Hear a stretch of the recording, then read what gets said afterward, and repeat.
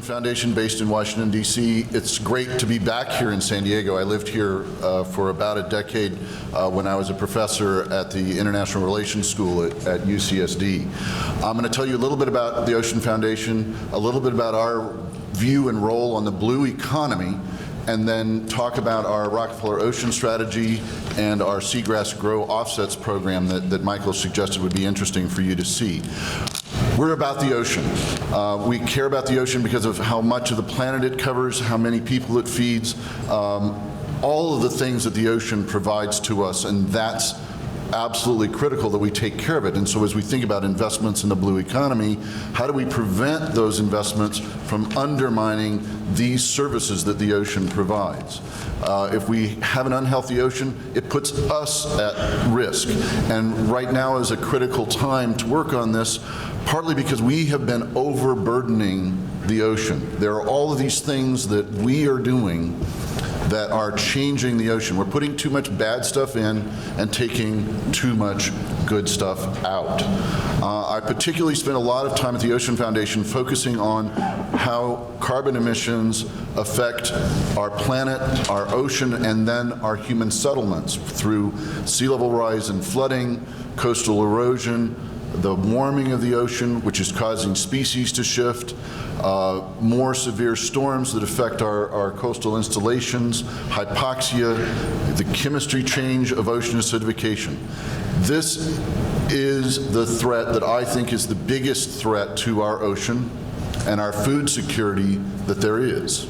And so we are spending literally millions of dollars on this issue domestically and internationally, working to train scientists, working to change policies to address this, and looking for the technologies that will help us have early warning systems and know what's going on with regard to ocean acidification. Because all of those changes I've just described combined mean that we will have less productivity in our ocean. And if 1 in 7 people are dependent upon it for their protein, that's not a good thing to lose that productivity.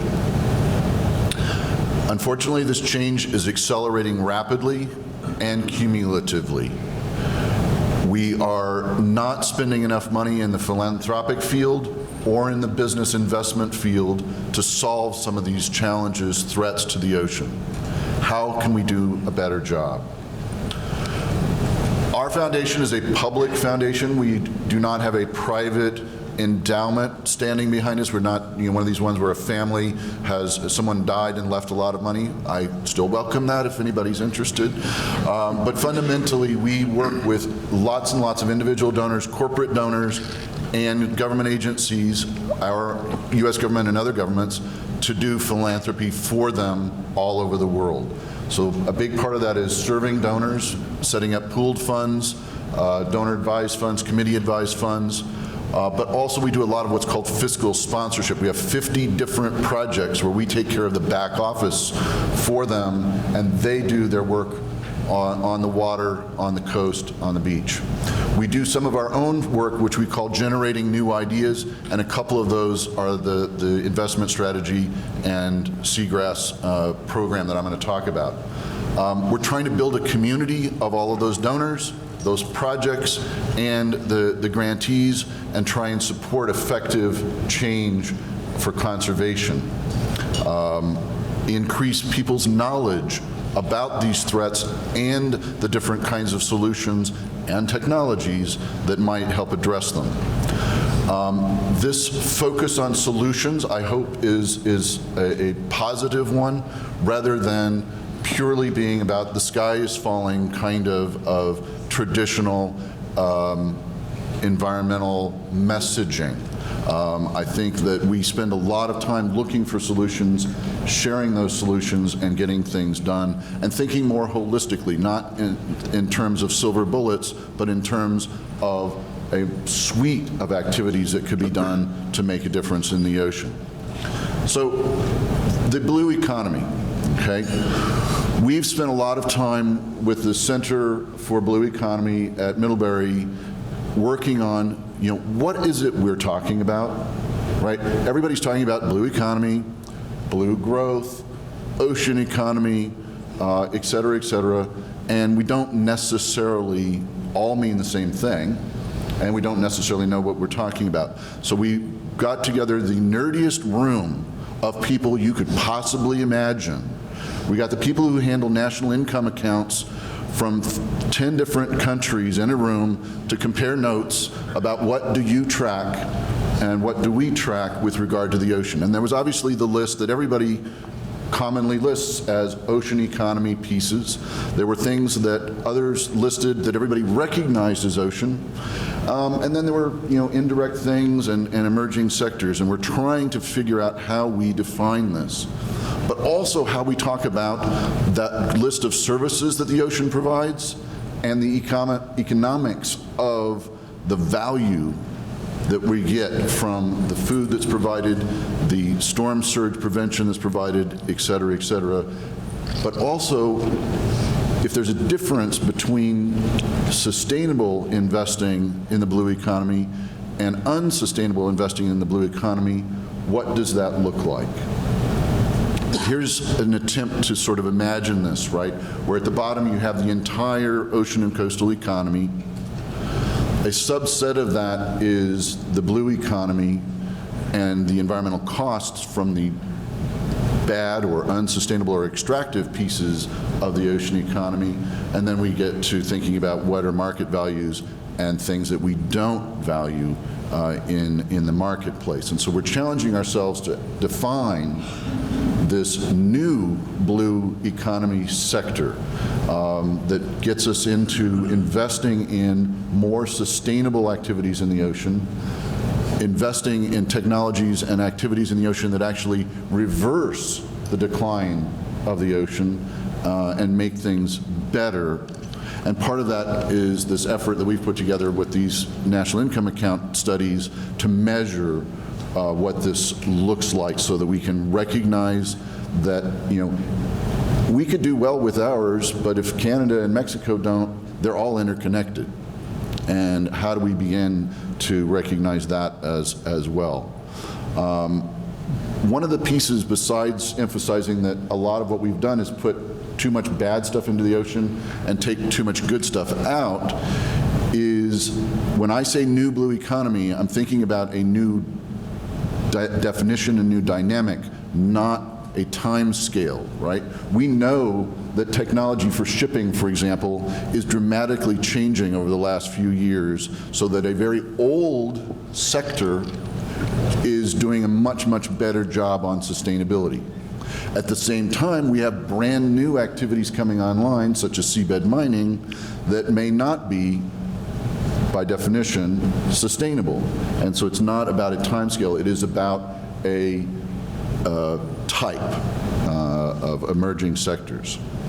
Some of the things we need to worry about is, do we have the technologies, but also do we have the human capital to work on this? Have we taught and trained people to think this way and think about sustainability and focus on sustainability in a way that fundamentally focuses us on making investments and making returns from things that are sustainable versus things that may be short-term and less sustainable, okay?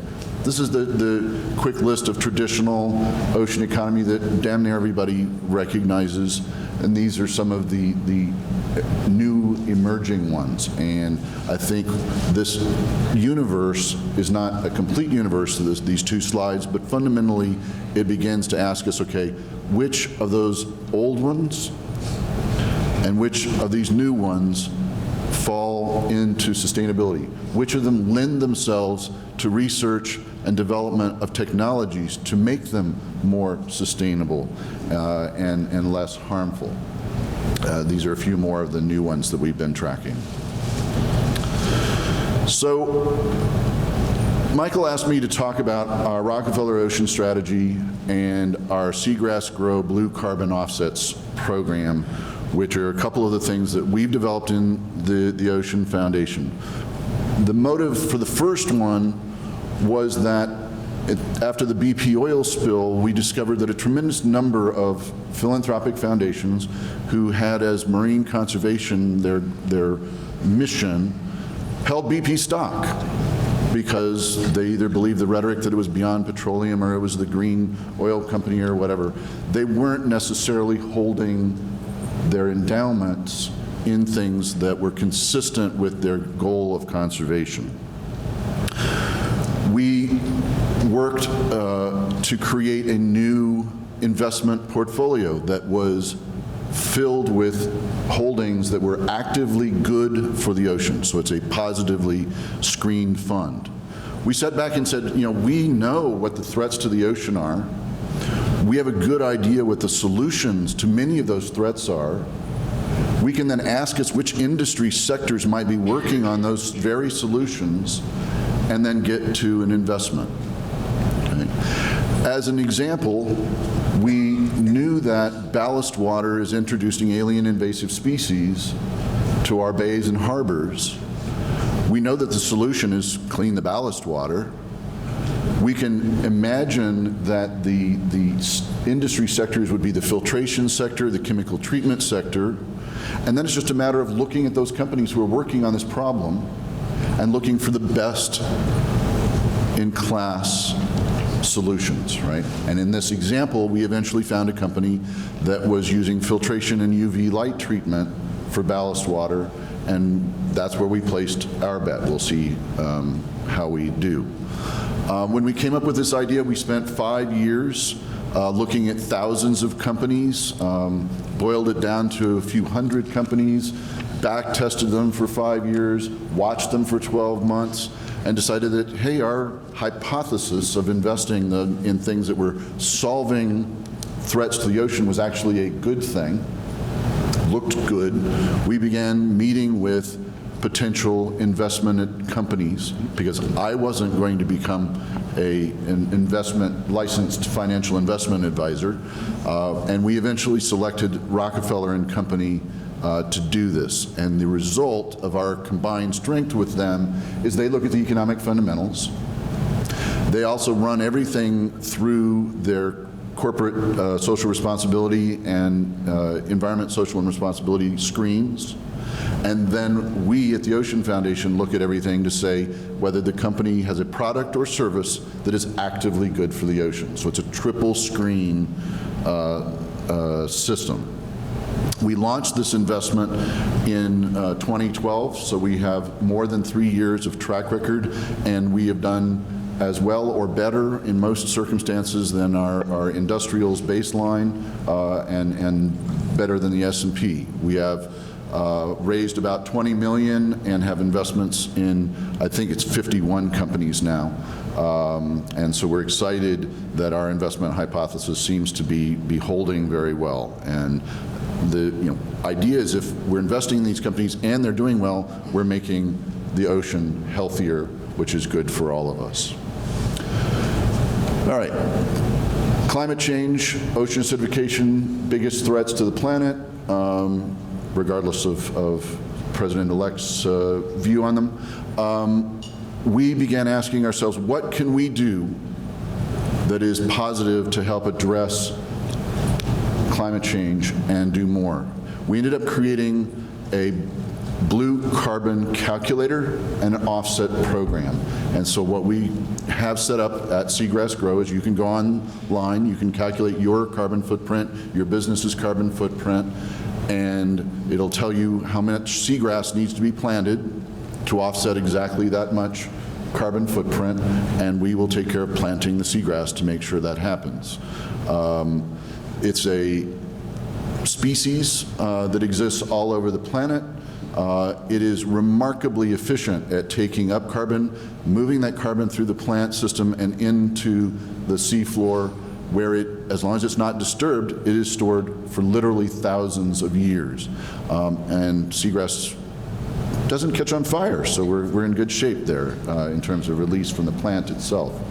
The ocean's our largest carbon sink, and seagrass, mangroves, and salt marsh grasses are the biggest player in that system, and I think we can easily acknowledge that it's more than a third of the carbon that we've emitted has been taken up and stored by the ocean. If we restore seagrass, we're also restoring all of the systems, right? If we care about preventing storm surges. Every mile of seagrass meadow reduces a storm surge by 3 feet. It allows juvenile fish to survive. It is a habitat. It is food for manatees and sea turtles. And so we've got this sort of positive scope here in which we're storing carbon. If we're talking about, say, wreck fishing of tarpon in Florida, we have economic benefits from tourism. We have food, we have habitat, we have these flooding and sea level rise safety benefits. We're sequestering carbon, which is a goal that we all share. We're maintaining ecosystem services, and we're reversing the loss of seagrass. I mean, an interesting little side note here is we lost a tremendous amount of seagrass in this country, and when we passed the Clean Water Act and the Clean Drinking Water Act and the Clean Air Act in the 70s, the water became hospitable to seagrass again. And so by keeping those things in place, we can succeed in restoring the seagrass we lost and restoring the ocean's capacity to sequester carbon. To date, we've done a modest amount of this. 223,000 tons of carbon has been sequestered through this planting, and it's been a very fulfilling sort of thing. We've done a lot of offsets for events, some companies, households, and individuals. We want to rethink and really define the new blue economy and direct our investments and our thoughts towards things that solve problems, reduce the threat to the ocean, restore the ocean's health. We also want to think about how this affects people who live near the coast and that our investments protect them from storms and planetary change that has been created by carbon emissions. I like to think of this a little bit as, you know, what is that? We all know what we mean when we say green business. It is that subset of all business that is arguably greener, right? So let's think about the new blue economy as that subset of the ocean economy that is better for the ocean. Today's Veterans Day, and you know, we're recognizing how our armed forces, people who have fought and died for our country, you know, should be recognized and remembered.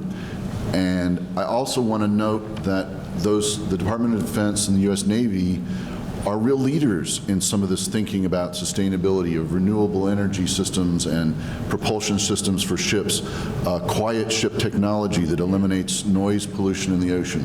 There's a lot of things in R&D that comes from that part of the world so that we can think about what we're doing and how we're doing it.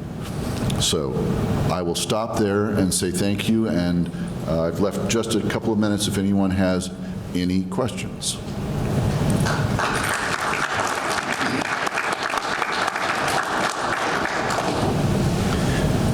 Yeah, Mike. So Mark, I seem to remember that when we talked, you talked about the work you were doing in the Rockefeller company, but I think you also want to take that to another level, potentially in investing in smaller companies, right, and even, I think, future music, but venture funds that right. would be also looking at great companies that are going to accomplish these things. And can you just spend a few minutes kind of talking about that timeline, yep. but also who else is interested? Because again, you were nice enough to come, that this is our first. So are we talking about next year? Are we talking about 2 years from now? And how do we help you? Exactly. Great question. So the Rockefeller Ocean Strategy is invested only in publicly traded securities. It is all cap, it is global, but it is just publicly traded securities. One of the things we found, as an example, is we don't hold any fisheries or aquaculture companies in there because there weren't that many that are publicly traded. there weren't that many of those that were publicly traded who could make it through the triple screen. But at the same time, as we were doing our research, we found that there are lots of really, really interesting, exciting, sustainable fisheries activities and aquaculture activities that we could invest in. And so one of our goals is to expand this concept of investing in things that are good for the ocean into venture capital, private investment, private participation. And we've been involved in some of this impact investment work that is happening. We're a member of an organization called Confluence Philanthropy, which is convincing foundations to take their private endowments and put their money where their mouth is, own what they own. And I think that Michael's last part of his question is really hard, which is, what's the timeline for this? I think there are some foundations who are moving to change their endowment investment into impact and mission-related investment right now, and others who are going to take a long time to cogitate before they decide to move. So it's happening, but it's slow. Let us know how we can help. Yes. Question here. Thank you very much. That was extremely thought-provoking, and I appreciate you making the time to speak with us. Could you talk for a few minutes more, perhaps, about measurement? Have we really defined a baseline that we can measure success or the lack of it against? And how complex is that measurement process at this point? Right.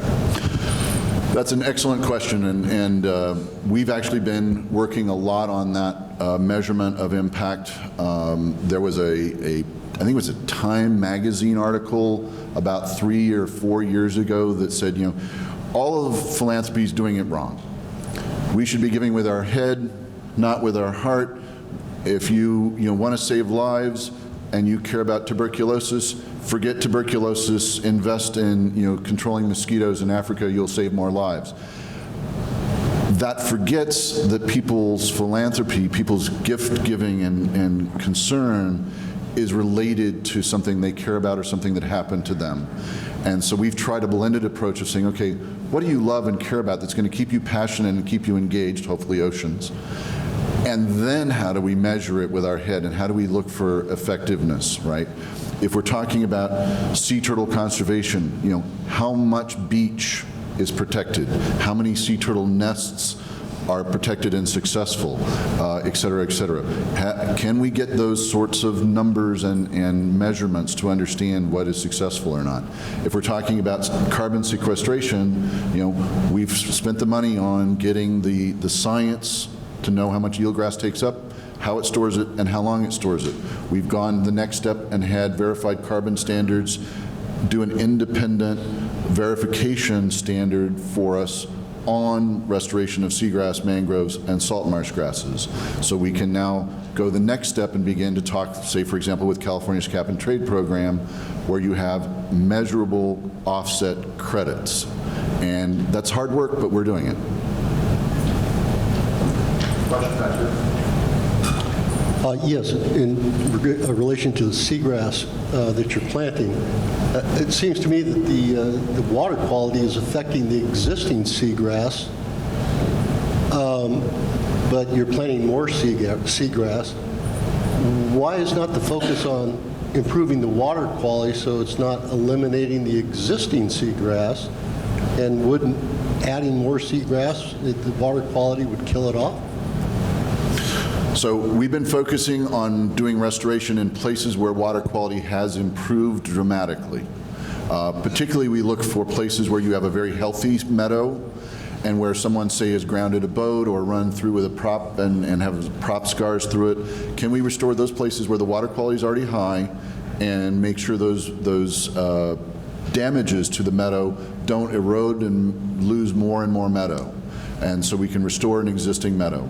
We've also gone to places where we know there used to be a meadow and where the water quality has improved and do restoration there. But we're all, at the same time, somewhere else working on improving water quality and addressing that in places where it's a cause. We're fortunate in that our laws on water and runoff from land have improved since the 1970s, and so a lot of the seagrass we lost is now, capable of restoration. It is not a done deal, and we need to keep working on water quality, but we are. Other questions? Mark, let me ask one more then. You are supporting various organizations, at least one here in this region. Talk maybe about one of those that you're working with, and how would a company here find somebody they could work with? So are you willing to listen to technology and say, hey, I've got somebody in the Pacific Northwest I'm working with, and you could test your technology there? Because again, it's all about visibility, test bedding, things like that. So any one of the ones you work with, whether it's San Diego or somewhere else. Just to use an example, since the folks from the X Prize are here, we just did a training in Mauritius for 18 scientists from 9 different countries in Africa to monitor and report ocean acidification in their coastal waters. And Jim Beck from Sunburst came all the way from the US with 2 prototypes and explained how they worked, took one apart and explained in detail how it works, and then taught how to use the other one, and we tested it in situ and got great results. And this was the instrument that won the X Prize, both accuracy prize and reliability inexpensive prize. I don't remember the language exactly right. But we are excited to take that technology that allows us to expand the global ocean acidification observing network dramatically, because that technology used to cost $25,000, $30,000. And now this instrument is probably going to be commercial at $2,500. Okay? We're now going to replicate that training and distribution of equipment in the Pacific Islands and in South America. And we're looking for funding to do it in the Caribbean and the Arctic, right? And so if we do, 18 or 20 people in each of those places, we've got a lot more coverage and understanding what's going on with ocean acidification. As I mentioned, we do have 50-something projects, and they use, technology to do studies. They use technology to track sea turtles, sharks, et cetera, and we are more than happy to introduce our projects to help you with field testing, to help try things out, to do comparisons with existing technology and new ideas. If anybody wants to approach me with that kind of thing, I'm more than happy to do it. Our Tag a Giant program is probably one of the biggest trackings of bluefin tuna and sharks in the Pacific and the Atlantic that exists. And it's just a remarkable achievement to show that the populations in the Mediterranean are the same ones that are in the Caribbean, right? But it's been very, very expensive because the technology is so expensive, and it's hard to get enough samples when the technology is so expensive. And so figuring out how to solve those problems would be a great thing to work with any of you on. Mark, thank you very much.